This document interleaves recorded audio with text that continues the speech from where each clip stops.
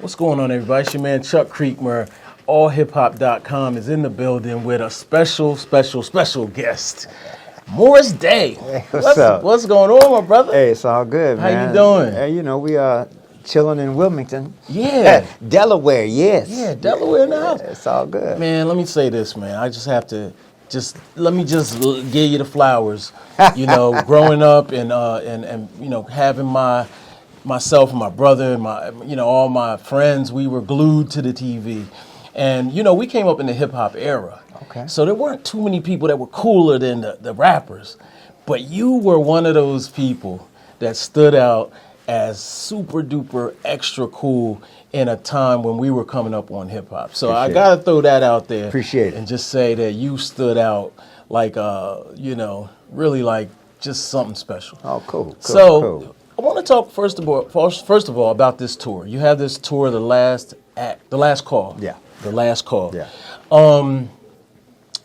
So I'm hearing different things, but first I want to get it from you. What does The Last Call mean as a tour? Well, The Last Call is really, I'm feeling like it's going to be my last album. Okay. And so quite naturally, you know, we're going to do the follow-up tour, and, you know, we're calling it The Last Call Tour because this album, you know, took the better part of 20 years to make. Okay. And I don't know if I have another 20 years in me to get another one out unless I just, you know, microwave one. And so I don't do it like that. So, you know, right now I'm feeling like it's the last call. So that's what that's all about. Yeah. That last song on the album it's a little sad. Like I'm like, yo, what are we doing here? Yeah.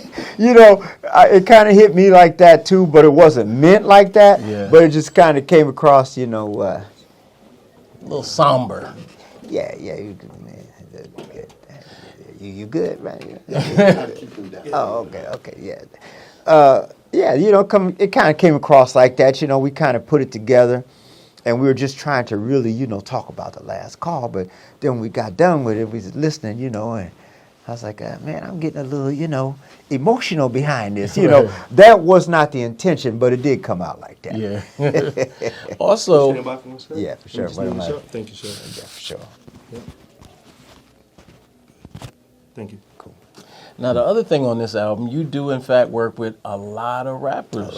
A lot. You know, you got heroes like Big Daddy Kane on there. Then you got your Snoop Doggs and Jazzy Faye. You got a bunch of people on there. Oh, yeah. What made you go that route?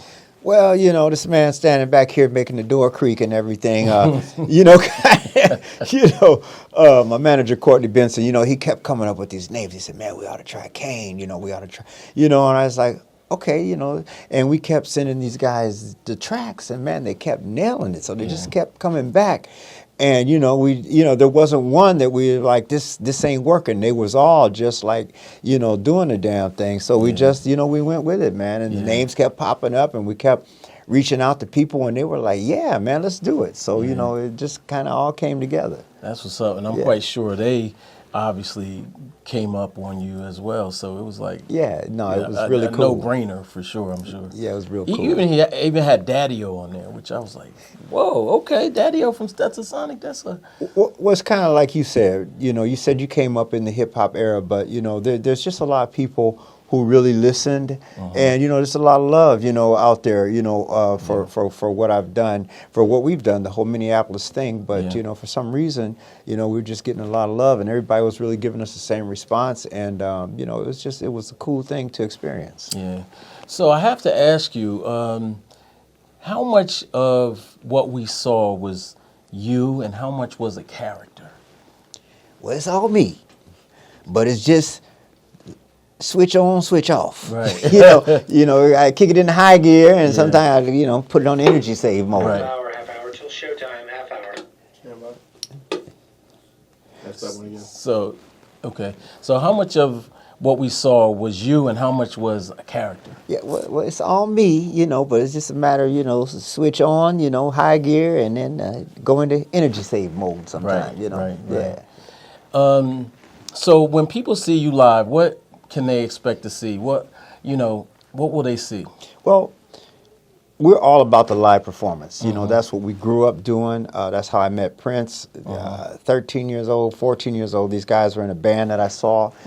Went to go to this high school dance, and they was in there, man, like just playing amazing, like to be 14, 13-year-olds, they was playing like Santana and all kind of, really grown up ass music, to be youngsters like that. Right. And I forgot why I was there. I just stood at the edge of this. It wasn't a stage. It was just like the floor of the lunchroom. But I just stood there all night, man, and just watched them. And I said, I got to be a part of this. Yeah. And so anyway, I ended up in the band. I know I'm kind of giving you a long answer here, but we started out like that. Yeah. And if you think about it, The Bird was a live recording.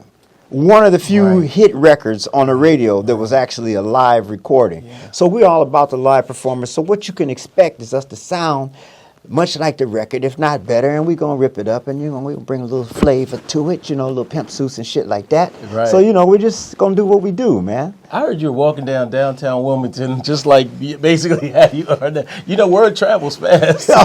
I guess so, man. I guess so. We went around the corner. I could smell it, man, but we went around the corner, man. Sure enough, there was a pimp store there. Right. I knew there was something that just led me around there, man. So, Yeah. we ended up in there looking around a little bit and, just checking out the town, man. Yeah. Well, we recently celebrated Prince's birthday. I wouldn't be doing a good job if I didn't ask you how that was, working with Prince. I mean, doing iconic movies like Purple Rain with Prince and beyond. I mean, just growing up with him. I mean, you guys went to school together. Yeah. And actually we didn't go to school together. He went to South Central, which was in South Side, and I went to North Side. But we played in the same band. Gotcha. We lived in the same neighborhood. But no, Prince, man, he was like a meteorite or something, just passing through here, man, to, just shine his light. And, it feels like he came through here really fast, but to be able to say this about someone that and grew up with is really, it's really a compliment. But he was a special individual. When it came to music, I've never met anyone as talented or as dedicated to music as he was. And it was just, it taught me a lot, work ethic, and just to really, it changed my way of thinking because, I just always knew I wanted to play instruments and, do music, but I never thought about, being a star or thinking like that. But that's how he talked. Right. He didn't say if I make it.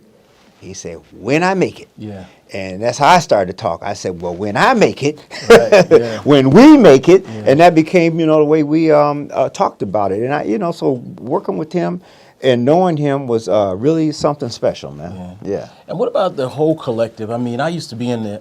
All of you guys, Wendy and Lisa. I mean, just everything. I mean, it was really a cultural, incredibly fertile ground. It really was. Yeah. It really was. There was a band on every block. I mean, we did Battle of the Bands and on the regular, and we all competed for the same little gigs around town and like that. So when we did start to break some ground, there was a pool, a plethora of musicians to choose from, and everybody was good, man. So, we just started pulling some of the people that, we liked a little better, and he, had his list of people, I had my list of people, and we just started pulling people in, man.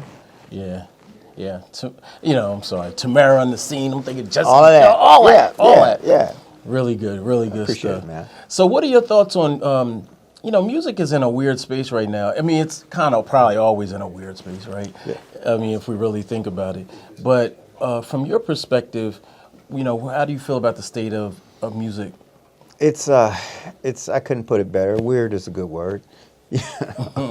I don't. I'm kind of a song person. I'll hear a song every now and then. Who's that? And I,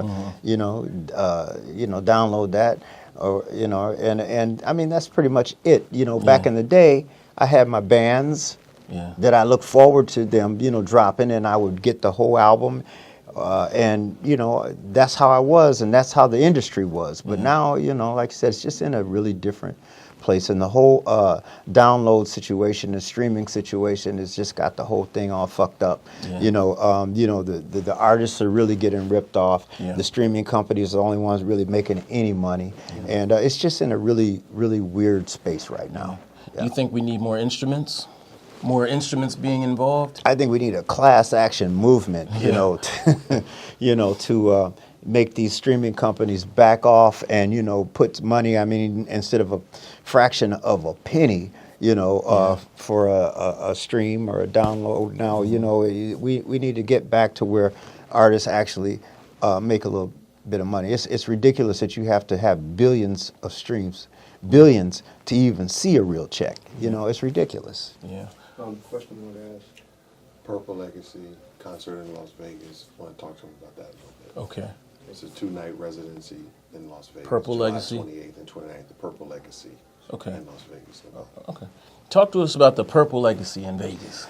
Well, you know, that encompasses a lot of what we already talked about, you know, the whole Minneapolis thing, the movement, you know, with Prince being gone and everything. I kind of feel like, you know, it's my job to kind of, you know, carry the torch, you know, if you will. Yeah. And so we're going to do this 2 nights in July, 28, 29, call it the Purple Legacy. What are we calling it? The Purple Legacy Experience. That's the word. You know? And, you know, just see how that goes. And, you know, we want to be in one place where everybody can come and see us for a couple of nights. And that way we ain't got to run to see everybody. But now we still going to run and see everybody. Right. But, you know, we're going to do that. And I just kind of feel like it's something, you know, that we just kind of need to do. Who will be involved? Well... Uh-oh. That's a secret. Oh, okay. And the secret sauce right there, you know. But we're not exactly sure right now. But we're gonna have some. You know, some special guests and stuff like that. Do you think it's important to carry on the legacy? I mean, you just said it is your duty, but how important is it to do that for you? Well, for me, you know, carrying on the legacy is really just doing what I do. Yeah. You know, it's not a concentrated effort necessarily. So just me continuing to do what I do, which it was all born out of that, out of Minneapolis, out of, you know, Prince and, you know, a lot of his, you know, ideas and talent. So, you know, just me being here and still doing it is, you know, that's carrying it on, man. Yeah. Yeah. You had a little bit of a situation with the estate. Is everything cleared up now, or you know, we all good? Yeah, we're all good. What that was really was when the lawyers came in, because as protective as Prince was about his music and his empire, it just kind of strange to me that he didn't have something more in place in like a will or you know, some kind of something like that, and so it just kind of all fell apart and went to probate. Right. Probate is just all lawyers. Yeah. They don't give a shit about nobody or nothing, just the money and what the contract says, and that's how they handled it. Yeah. But we got it all straight. Okay. Yeah, yeah. So I'm gonna have a fan moment and ask you, how true was Purple Rain? Because, you know, I kind of was mad at y'all in that movie. I ain't gonna lie. Yeah, you know what? It was very true because maybe not as much of a rivalry as it was depicted on the screen, but it was very true because, you know, Prince is very competitive. I'm competitive. He had no idea what he knew he was putting a good band together. Right. He just didn't know how good the band was. Right. So, you know, when we started getting in that ass sometime and we were on stage, you know, and, you know, we knew that we was out firing him some nights, but then when the headlines came back the next day, the time, you know, kick Prince's ass. He didn't like that shit. Right. So we had it quite. I mean, there was nights where, you know, he served us up too. So I ain't trying to say that, but it was a serious rivalry, and it was embellished for the screen, but it was alive and well. Really? You know, yeah. All right, and Jerome, where's Jerome? Well, I think Jerome is at home. Right. 15 minutes, no places, 15 minutes. Well, on that note, I gotta say thank you for having us. Appreciate it. AllHipHop loves you. Hip hop actually loves you, as you already know. Hey, I love hip hop, man. It's all good, especially old school hip hop. Yeah. So you weren't one of those anti-hip hop people. Nah. Well, no, I wasn't. Okay. You know, I'm not. You know, but I gotta say, you know, I'm a bigger fan of the old school than the new school. Yeah. But I ain't hating. Okay. Understood. Thank you very much. Yeah, appreciate you, man. All right. Chuck.